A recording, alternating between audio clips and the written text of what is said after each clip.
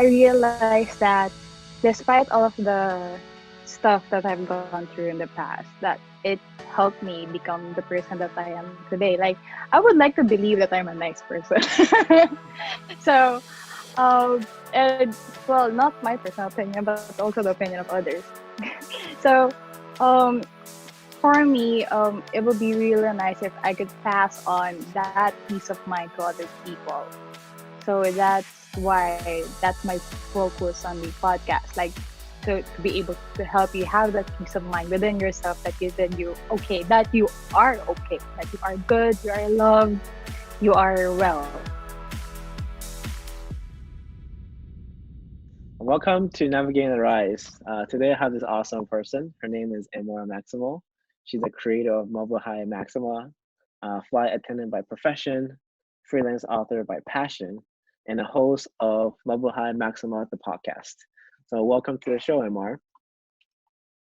Hi, thank you so much for having me. Hello, everyone. My name is MR. Me, a flight attendant for 6 years. I've been flying international and domestic. And at the same time, I started my writing career as well, wherein I started with fiction, then went straight to creating my own stories, then monetizing it through articles and blogs. And now I have my podcast. Cool, awesome. So we mentioned about being a flight attendant. Which airline, if I can ask, are you part of? I'm based in the Philippines. That's the most that I can say. Oh, okay, got it. Okay, I won't ask you Yeah. the actual airline name anymore. But there are multiple flights, but there's only one direct flight that goes to the Philippines. So maybe That's it. people That's can the one. research we can research and see which one's the only one that goes direct to the Philippines.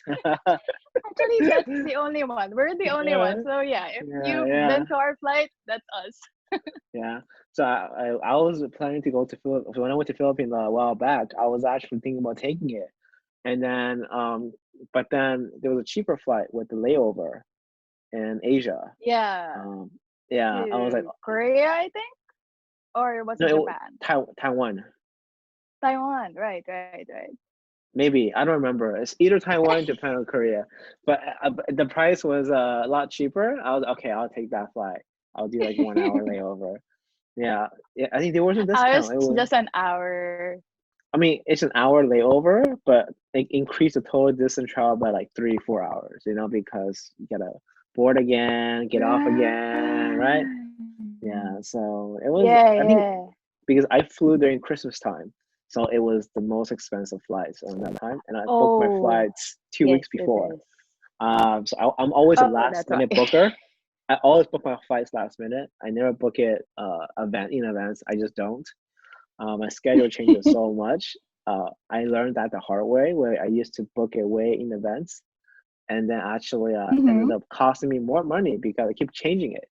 So now I calculated the amount of change fees I pay is more than increase in flight prices by booking last minute. So I really try to, so Yeah, now I that's the book, gist. yeah, more on last minute than before. Cool. So that's awesome. So tell me more about your background. There's so many different things. There's a flight attendant, author, and podcast host, and just want to know more. And what is Mabuhai Maxima? I just understand everything. It just seems like there's so many different things about you. All right. So, um, I started as a flight attendant because it was my mom's dream. The Uh huh. Filipino mom who wanted the best for her kid. So me being the dutiful kid did what she said. So right here I'm a flight attendant. And I remember during flight attendant training, the training was so intense, like really intense. Like not to brag, but I am confident enough in my intellectual ability that I can um pass through my whole study life without really studying that much and still get good scores. Uh huh. And during the flight attendant training was so intense because it was nothing compared to what I studied from daycare until I graduated from college. And so I was only focusing on that. But at the same time, I was getting bummed up because it was the only thing that I was focusing on. So I decided to do writing on the side, just a spur of a moment kind of thing. And I really liked the feeling that I had after. And there was a really good reception towards it. So it continued on until I started to do it as a passion. And for because of that, I had a lot of blogs before Mabuhay Maxima, and until decided to stick with this one. So Mabuhay Maxima is inspired by Harry Potter. Yes, I'm a fangirl. It's generally, as per my definition, it's an incantation that encourages the casted to live life to the fullest. So it's from Mabuhay. In Filipino, it means long live, welcome. If you've flown with the airline that I'm working with, I'm sure you've heard of that, Mabuhay. So Mabuhay, it also is the reason why I chose that term, because it's related to the profession that I'm in. So Mabuhay, but it's with an I at the end instead of a Y. And Maxima, because like in the Harry Potter universe, to expand the power of a spell, you have to put Maxima at the end, like maximum power. And it goes aptly with my name, my surname, Maximo. So there, Mabuhay Maxima. And for the podcast, I just decided that I just thought it's a quicker, easier, and more, it's a way wherein I can connect more to my readers and viewers if I would do a podcast. And recently the experience has been so much fun. Yeah. Cool. So what's going on right now, I'm sure you're not flying right anymore for a I'm while. not flying anymore. Oh my god. I Los Angeles was actually my last flight. I then after that, the airline tried to continue on with a few flights, but eventually we stopped operations 2 weeks ago. So I've been out of commission for 3 weeks. It's the longest that I've stayed in the Philippines ever since I started flying. Wow. So what about like well, I mean, if you like so in that case, how long do you usually stay between flights? So how long do you stay in like LA before you go back on a plane? How long do you stay in Manila before you go back on a plane, or Philippines and before you go back on a plane? Just, how is that? What's that like? In our company, they're gonna give us a month's worth of schedule. So flight, day off, flight, day off, flight, day off. And the computation is for how long you've been flying, divided by two, that will be your days off. So say you've been flying for 7 days straight, so you have 3.5 days off in the Philippines. Now for layovers, like if I'm gonna stay in Los Angeles, if say it's been for the flying time is this long, that will be times two, will be my minimum requirement stay in the layover station. So let's say LA is 12 hours more or less. So I have to stay for a whole day in LA before I have to fly back again. That's the minimum requirement. But it can go longer. Also, and to pay for the everything, right? While you're in LA. Oh yeah. That's awesome. Yeah. That's fantastic. You can chill, you can explore things. That's awesome. Oh yeah, oh yeah. It's been really fun. I really miss it actually. It's okay. You're in Philippines. So during the coronavirus time period, is Philippines Oh is it yeah. okay? People can go out. Is it the same thing, or is it how is it like? As of the moment, we're at, they call it extreme community quarantine. So everybody is encouraged to stay inside, except for, say, our frontliners, the medical staff, the couriers, the skeletal force of some companies. But besides that, you're only allowed to stay inside. The only places that are open right now are, well, of course, hospitals and grocery stores and some Got it. banks. Not all banks are open. Then Um, generally that's it. Then for the cases, unfortunately, it's going higher every day. Yeah. yeah, But the death toll is not really that high per day. So they're still trying to control it. But the number of positive cases are really getting high. yeah. Similar to US. Yeah, I'm sure you know. So I'm curious about what about restaurants? Are they open too for takeout or they're completely closed? Most are completely closed, but some are okay for takeout, like the main fast food restaurants, and some even offered to have frozen options of their food. Like, for example, if you're familiar with, well, since I'm in the Philippines, if you're familiar with Jollibee, Uh-huh. so they offer frozen, marinated frozen pieces of their chicken joy that you can buy by the bulk. Then you can cook it at home. So some restaurants do that now. So it's a limited edition you thing. Oh, interesting. They're getting Yeah. creative. That's good. So kind of go back a little bit. You mentioned about you did it for your mom for the airline thing. I'm curious about what is that you want to do at this moment? If your mom was never in the If picture. my mom was never in the picture, I would have gone, for example, probably for a college course, I would have gone for interior design, or most probably architecture, or BS psychology. I graduated as a marketing management major, so business. Uh, But if given the choice, yeah, I would have gone to the line of visual arts or psychology. Visual arts and psychology is becoming really hot, at least in the US, actually, because there's some Right, jobs that right. require you to have a psychology degree or sociology degree or anthropology, like UX, UI is really high, is really hot right now. So you would have been okay. Yeah, yeah. I was thinking that I'd probably be in the US right now if I've taken that course. Cool. So now, curious about what do you focus on now? So right now, obviously you're not flying. So what have you been doing at this point where we're putting most of our energy in right now? So since I fly, I have this on and off relationship with my website. So now I'm doing full time on it for the meantime. So the website it's at mabuhaimaxima.com. Then Uh-huh. also the podcast making. But even when I'm flying, I'm doing that. So more on the blog and the website, and also I've been doing freelance writing work on the side, so to get some income in. So in terms of Mabuhai Maxima, the podcast and the website, what do you hope to actually bring to the listeners, to the viewers? Curious about your mission with Mabuhai Maxima. So, like I said, Mabuhay Maxima is an incantation that encourages the person to live life to the fullest. Mhm. More specifically, it focuses on planet-powered travel, life, and eats. Um, and so since I'm a flight attendant, it's really, it might as well be expected that I talk about travel.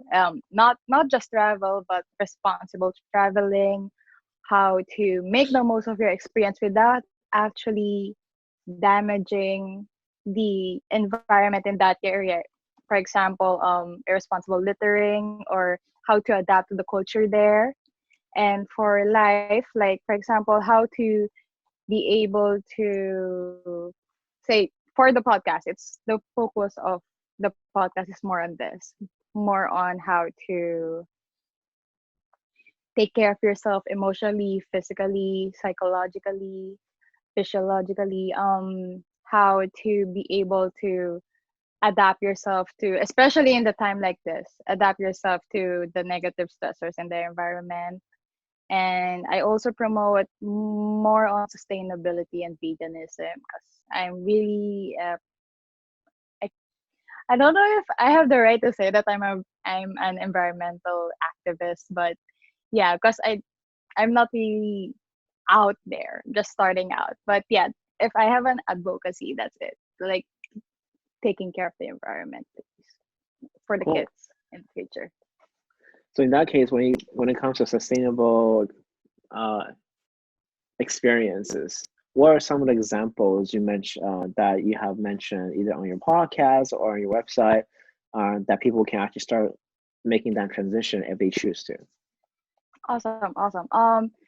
The easiest that I can think of is make it a habit to bring your own cloth bags when you go shopping. bring your own tumblers when you go to your Starbucks, because some coffee shops really do give you an incentive when you hand over your personal mugs or tumblers, like they give you a discount or something. And yeah, I know it's a little bit cliche, but most establishments are practicing to not provide plastic straws now. And I think that's really nice because it's the small things that count. I mean, the small things will give you the attitude and the discipline to be able to move on to the bigger things, like say really refuse not using plastic or refrain from buying fast fashion. You have to start small. Like start by using not using the plastic straw. Bring your own mug. Bring your own bag. Make it a habit, because I know it's really hard because you tend to forget it, especially when our lives are busy. So maybe that mindset first. That's the first thing that you have to do. Well, I guess I'm a very bad person. Then I never bring my own bags, never bring my own cups. Come on, Paul. It's okay. It's okay. I mean, it doesn't really mean that you don't do it that you're a bad person. Probably you're forgetful, you're uninformed, or maybe you just do not have that right motivation yet. Because I believe it's like reading a book. Like every person has that book meant for them that will tell them that, hey, I realized that I like reading, but they haven't found that book yet. So it's like you haven't found that proper motivation yet. So that's really, really okay.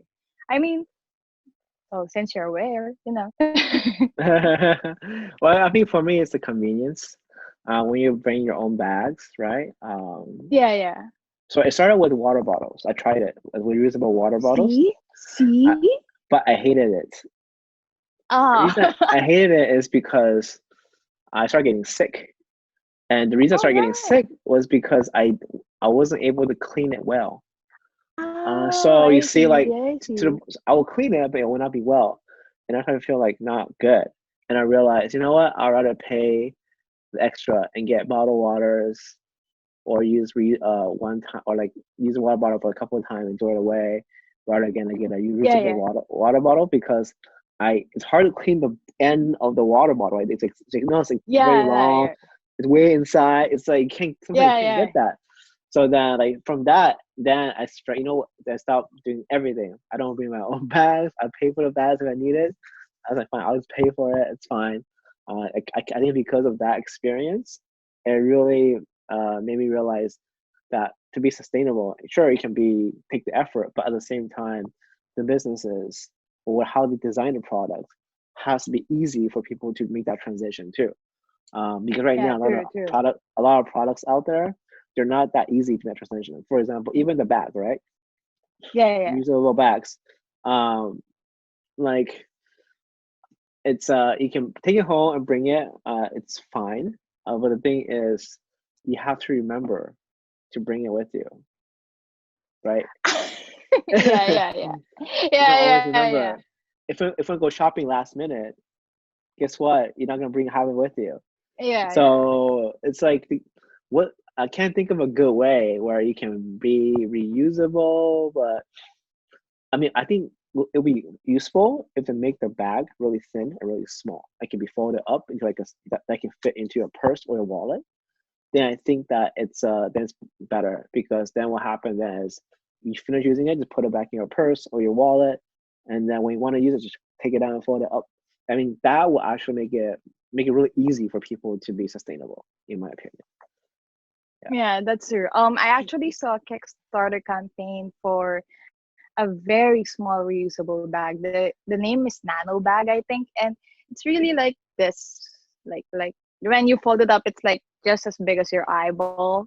But the thing is, maybe because it's a Kickstarter campaign and it's a very private company, it's just a startup, that the price is a little bit hefty for a reusable bag. So I guess when hopefully supply and demand balances out, then they'll make it cheaper for everyone. But for yeah, it is a practice. Like for example, I'm not perfect. Like I always also forget to bring my stuff. So what I do is I leave it by the front door. And then for the well, I cannot help it also. Like there will be times that you have to buy plastic. Like for example, like for me, when I forget my bottle and I have to drink, I cannot just go on be thirsty, right? So I have to buy.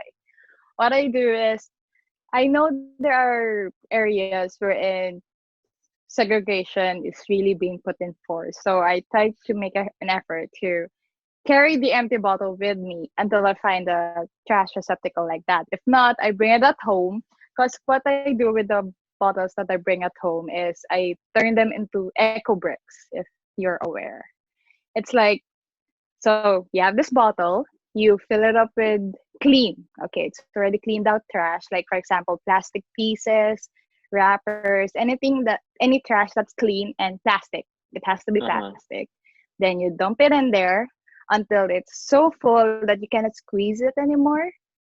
Because there are some facilities that accept eco bricks and they use it as Ah. construction materials in replacement for bricks or hollow blocks. So they here in the Philippines they use it to build schools for the provinces or housing. So yeah, that's what I do. But it's really an extra effort. Like for me, it's like this is my punishment for not remembering to bring my bottle. So like Interesting. it doesn't look pretty, but yeah, this is an eco brick. So you Ah. see, it's all plastic inside. I used paper wrappers and the chip bags, cut it up and put it in there. It's really sturdy. Like if I probably hit someone with this, he'll be knocked out. I won't. So anyway, yeah. So what I do with water bottles, I do this. I squish it. Ah, right. No, it's alright. So you scrunch it up, right? And you Yeah. just like all together you have a sack of scrunched up water bottles, bring it to the facility. They'll handle it. It's okay. Yeah. I mean, I didn't start doing this until the pandemic started happening. I started buying a lot of water bottles, and then I realized, and then they ran out of water, right? So I actually bought the Yeah, yeah. expensive kind, like the Perrier and all these like expensive ones. But the expensive ones, the bottles are so nice, made out of like glass and everything. I was like, oh my god, like I'm Oh, drinking like 4 to 6 bottles of water a day, and then like I'm like recycling it. Started to feel bad, so I started recycling, and then now they have the water in stock again. So then I'm able to like I just kept going. yeah, that's good. That's good. So I'm curious about like your obviously you're very big on sustainability, environmentalist. What are certain things that you just love about your work, your life? Curious about your passion from that perspective. I don't know. It's like ever since like I have this far off dream wherein I would be an old grandma sitting on a rocking chair knitting a sweater if I could knit a sweater and realize that I did everything good. You know, like of course I don't who wants to be perfect. I mean, like I didn't hurt somebody. I someone doesn't have a grudge on me. You know, like being able to sleep that knowing that I did well for the day, you know? So like for me that's my passion and I realized that despite all of the stuff that I've gone through in the past that it helped me become the person that I am today. Like I would like to believe that I'm a nice person. So and well not my personal opinion but also the opinion of others. So um for me, it would be really nice if I could pass on that peace of mind to other people. So that's my focus on the podcast. Like to be able to help you have that peace of mind within yourself that you are okay, that you are good, you are loved, you are well. Because despite especially now I think with the situation in the whole world, you can really say that money cannot really buy you all the good things in life. Well, it can, but you know what I mean. Yeah. Yeah, yeah. But I mean, what's more important is that you're okay, your family's okay, um, the relationships that you have with other people are okay because you can't see them right now. So, like, if the last person that you talked to, you had a fight with, and you cannot see them now to apologize and make up. I mean, it's bad on the feeling, you know. Yeah, So I yeah. guess now it help us treasure each moment. So what's really interesting what you said about being a grandma and knitting and being feeling peaceful. So it seems like it's very interesting, and the reason it's interesting is because if you were an American guest, it would be a completely different response. So now I want to go Right, deeper right. into your culture. Really want to try to understand more about your Filipino culture. How is that? Where did that cultural influence come into being with what you just said about being grandma, be peaceful? I don't know. I mean, I'm suddenly curious what the American guest would say. I mean, American guests, if you ask me, I'll be like, oh, I want to accomplish this goal by this date, very like goal Right, oriented, right? More like accomplishment oriented. So right, yours is right, more right. like, oh yeah, I just want to feel peaceful, right? So that's basically the overall thing. You want to feel peaceful. So that's your goal. And then, so it's not goal, but that's your destination. So that's why it's Yeah, very yeah. interesting. I'm curious about if there's anything within the cultural aspect that's different, because in American culture it's Ah, more about individualistic, right? Accomplish driven, always doing things, are being busy. So I'm curious about your upbringings that kind of influence that, if you know of any source from the top of your head. right, right. Well, I'm still goal oriented. I mean, I still want to put up my own $1 million business and, Yeah. have my name branded all over Metro Manila. I mean, Uh, I still want that, but I guess why that being at peace with myself and with others is a bigger goal for me because one, I guess it's the almost the same with Asian culture. It's we are very family oriented because I understand that in the Western Hemisphere, you leave the house by 18, build up your own life, and get independent, right? Like, yeah, yeah. good job. Like, I really salute you guys.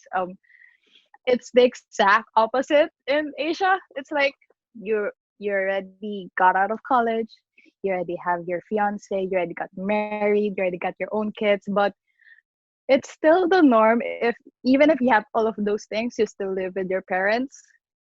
It's the culture in the Philippines is very tight knit. But nowadays, most people of our age would adapt to the Western culture wherein they would leave the house, try to be more independent, buy their own unit to stay in and whatnot, blah blah blah. So it's half and half. But yeah, for me that would be because I'm more old school. I'm really family oriented.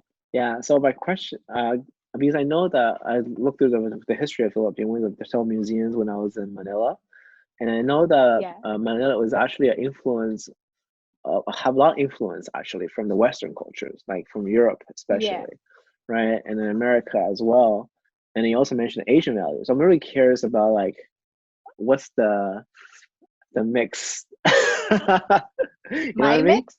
Or the mix of the culture, because for a long time, like I think the Spanish occupied Philippines, if I remember correctly, then Americans, right? So I would imagine Western culture to have a bigger influence than the, you can say, typical Asian culture, from my understanding, because of the Yeah, yeah, yeah. history.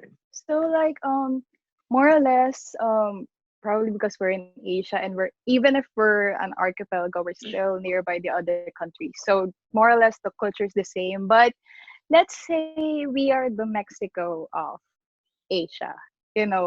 Like Uh-huh. we are the one that's highly Spanish, Spaniard colonized.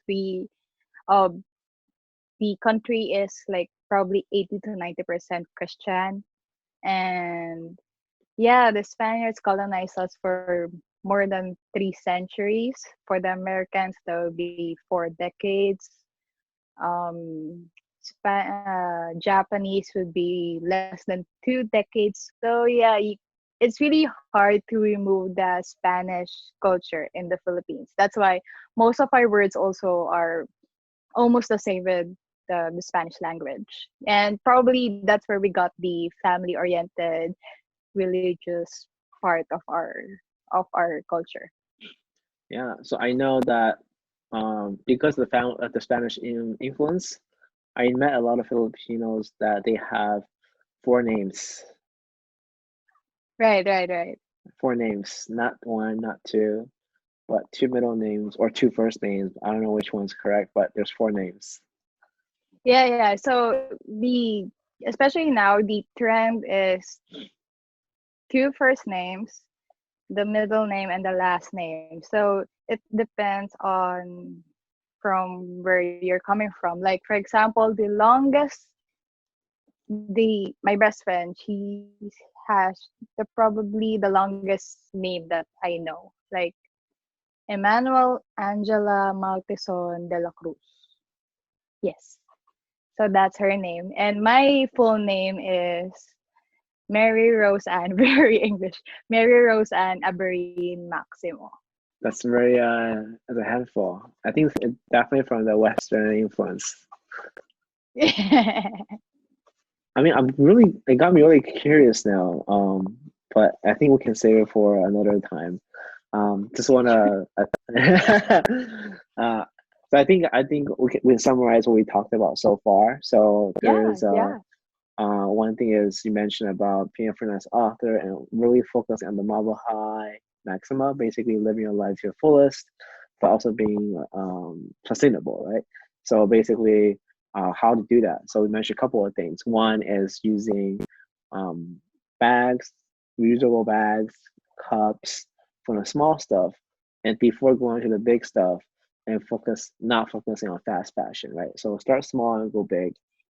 You also showed us the eco bricks, how you gotta do that. And then you also told us about your dreams, or basically if you feel at peace. So I think a lot of brands or companies, if they're looking for someone who has actually with that mentality, sustainability, and a peaceful nature, it'd be perfect.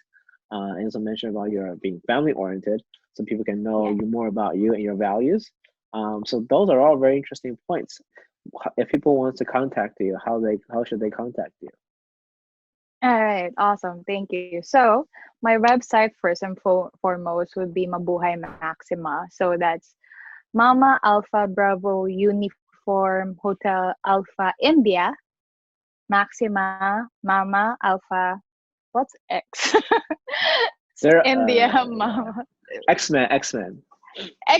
Okay, Mama Alpha X-Men India Mama Alpha.com. And that's also my handle on Facebook and Instagram. So facebook.com/Mabuhay Maxima and Instagram.com/Mabuhay Maxima. And please listen to my podcast. I also do special requests for future episodes. So if you have any topics that you want me to talk about, so it'll be at Anchor, like Anchor the Ship .fm/Mabuhay Maxima. Oh, all right. Thank you so much. No, thank you.